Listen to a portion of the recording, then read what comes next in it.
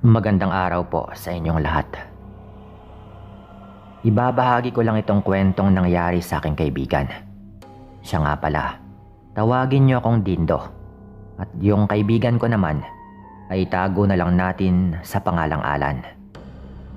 Nangyari po ito sa probinsya ng Iloilo. At ng mga panahong yon, nagtatrabaho yung kaibigan ko bilang isang kargador sa kanilang lugar. Dahil siya nga yung panganay at wala namang maayos na trabaho yung kanyang mga magulang, kaya't kinailangan niyang magdoble kayod noon. Kapag tapos na siya sa kanyang trabaho bilang kargador, nagdi-deliver naman siya ng tubig sa isa sa kanyang mga kakilala. Maswerte nga lang siya at may mga nagpapahiram sa kanya ng padyak na siyang ginagamit nito sa pagdi-deliver. Dahil sa kanyang pagdoble kayod, kadalasang ginagabi na po ito ng uwi.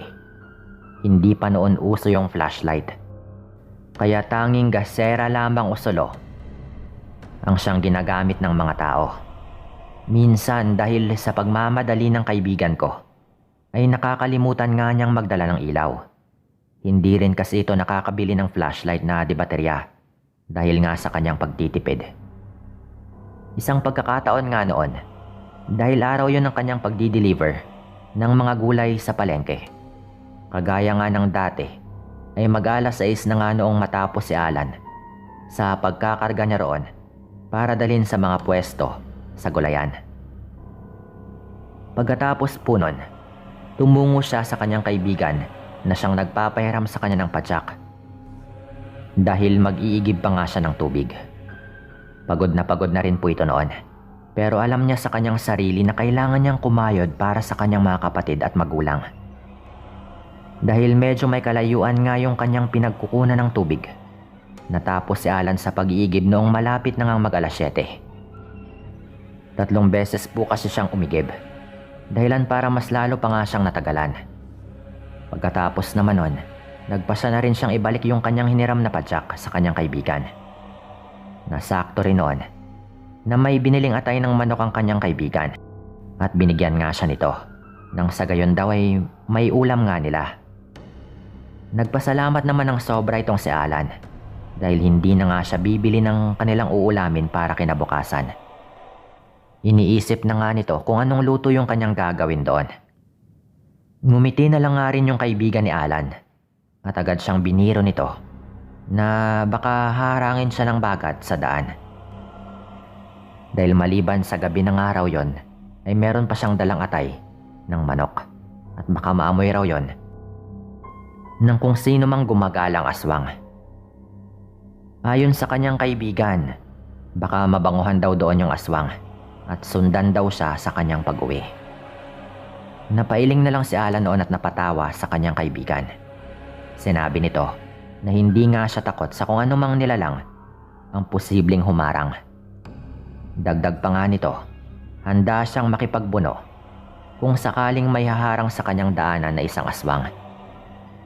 Ngunit sa kaloob-looban ni Alan, ay syempre napapaisip naman siya kung ano-anong spekulasyon noon yung pumasok sa kanyang isipan dahil nga sa sinabi ng kanyang kaibigan.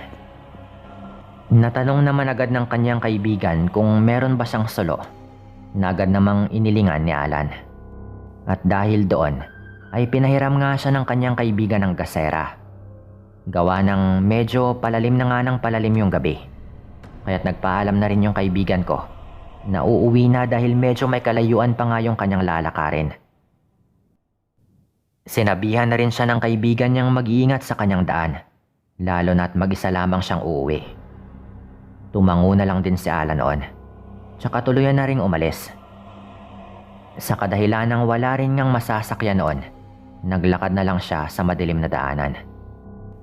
Mabuti na nga lang at kahit papano ay meron siyang dalang gasera, kaya't meron siyang liwanag sa kanyang daanan. Mahaba-haba rin po yung kanyang lalakarin bago makauwi sa kanilang bahay. Kaya't lalo pang binilisan ng aking kaibigan ang kanyang paglalakad. Hindi na lang inintindi ni Alan ang dilim ng paligid at ipinagpatuloy na lang yung kanyang paglalakad.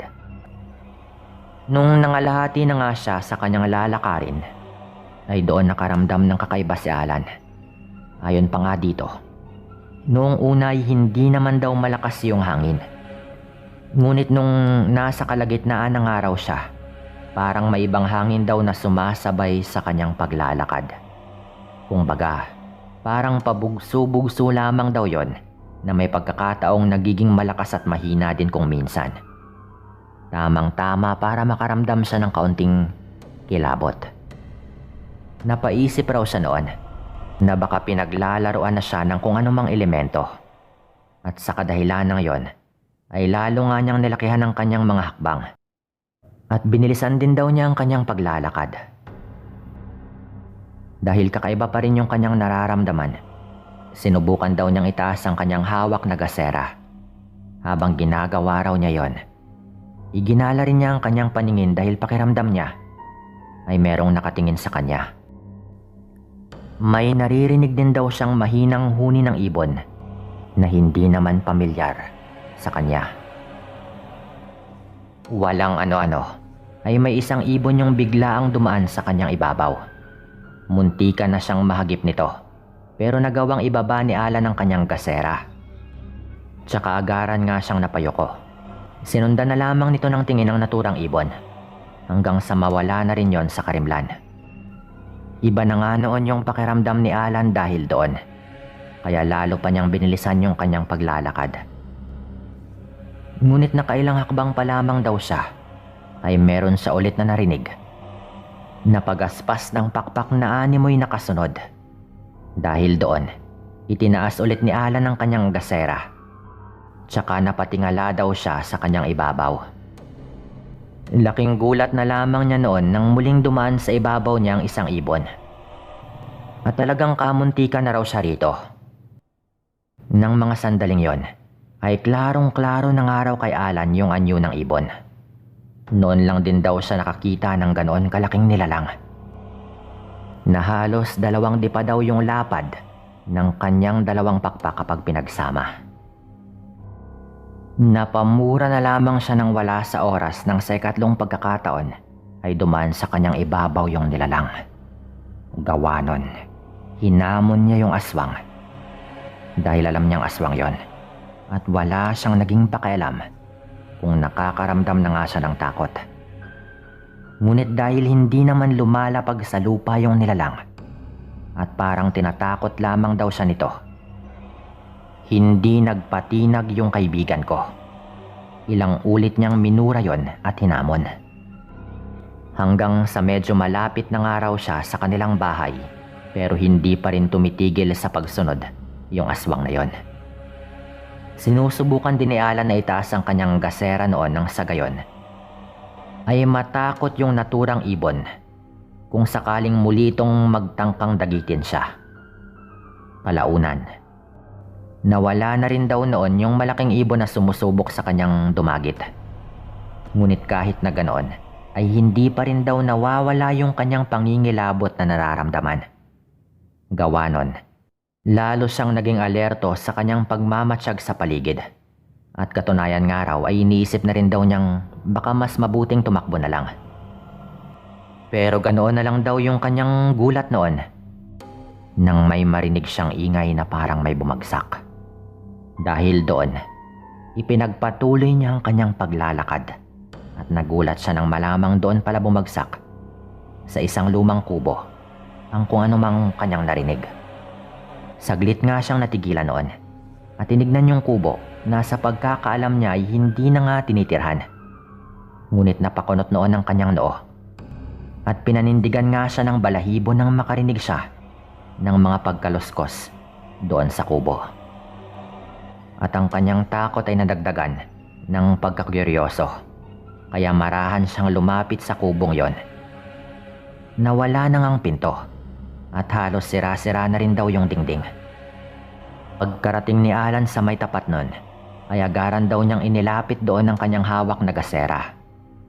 Sa pagsilip doon ng aking kaibigan ay isang malakas na sigaw at napamura nga siya sa kanyang nakita. May nakadapa kasi roon na isang matandang lalaki na punong-puno raw ng balahibo yung katawan. at nagbabaga yung mga mata. Pagkakita nito kay Alan ay parang nataranta daw yon.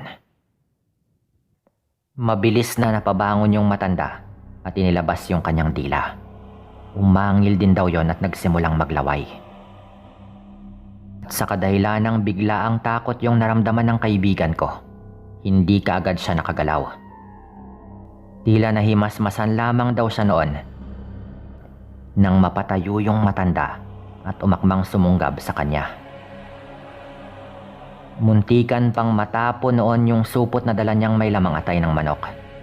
At noon din bago pa man makalapit ng tuluyan sa kanya yung matanda na sa kanyang palagay ay isang aswang, mabilis raw siyang tumakbo. Medyo malapit na rin pero syempre mahaba-habang takbuhan pa. Kaya hindi raw siya tumigil. Dahil sa mabilis niyang pagtakbo, sa hindi inaasahan ay namatay daw yung apoy ng gasera na kanyang dala. Nangapa si Alan sa dilim, ngunit dahil nakarinig nga siya ng mga paghuni ng aswang sa paligid at ng mabibilis na mga yabag, sinika pa rin daw niyang makarating kaagad sa kanilang bahay. At nung malapit na raw siya ay parang mas lumapit din sa kanya ng gusto yung aswang na yon. Hingal na hingal noon si Alan dahil sa kakatakbo, kaya naisipan niyang sumigaw na para makahingi ng tulong sa kanyang mga kababaryo. Ngunit dahil watak-watak naman noon yung mga kabahayan, ay wala ni isa sa mga yon ang nakarinig sa kanyang pagsigaw. Parang mawawala na raw siya ng malay noon sa pagod ng pagtakbo.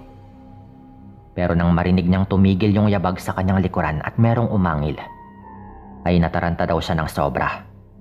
Muli siyang tumakbo ngunit ganoon na lamang yung gulat niya noong merong lumundag sa kanya. Naging dahilan yon ng kanyang pagkatumba at sa hindi niya inaasahan ay nabitawan niya ang supot na merong laman na atay ng manok. Dahil wala na nga yung gasera, nangapa na nga siya sa dilim at hindi na rin niya nahagila pa yung supot ng atay ng manok.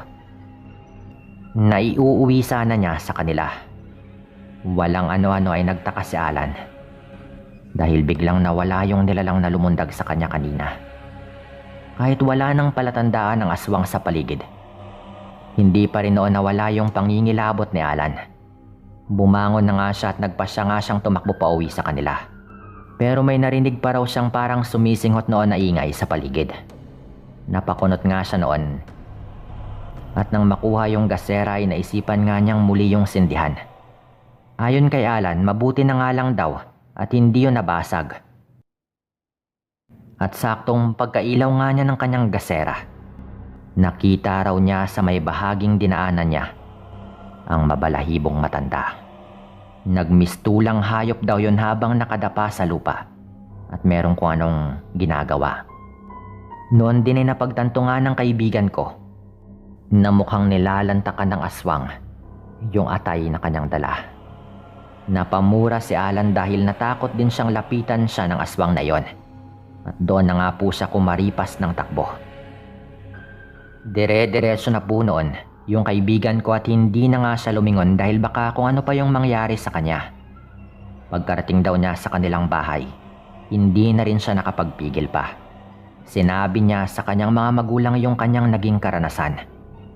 Ganoon na lang din yung galit ng kanyang ama at nagwika pa itong balikan yung dinaanan nito. Dahil siya daw yung papatay sa aswang na yon. Ngunit pinigilan nga siya ni Alan, pati na rin ang kanyang ina. At hayaan na raw yon at ang mahalaga ay nakauwi nga ng ligtas si Alan. Dahil nga sa nangyari, naging maingat na si Alan noon tuwing napapadaan siya ng gabi. Hanggat maaari ay hindi raw siya nagpapaabot ng dilim at kapag naaabutan naman siya, ay binibilisan na lang daw niya ang kanyang paglalakad. Minsan pa nga raw ay napapatakbo siya kapag meron na naman siyang nararamdaman. Hanggang ngayon daw, naging palaisipan kay Alan kung sino nga ba yung matandang aswang na yon. Hindi na raw niya nalaman at hindi na rin daw niya yon nakita pang muli. Dahil nga sa pangyayaring ito kaya nakasanayan na rin ni Alan na kahit papaano ay magdala ng kahit na anong armas tuwing alam niyang gagabihin siya para lang makasiguro na meron siyang panglaban kung sakaling harangan ulit siya ng isang aswang. Dito ko na rin po tatapusin yung kwentong ito at maraming salamat po.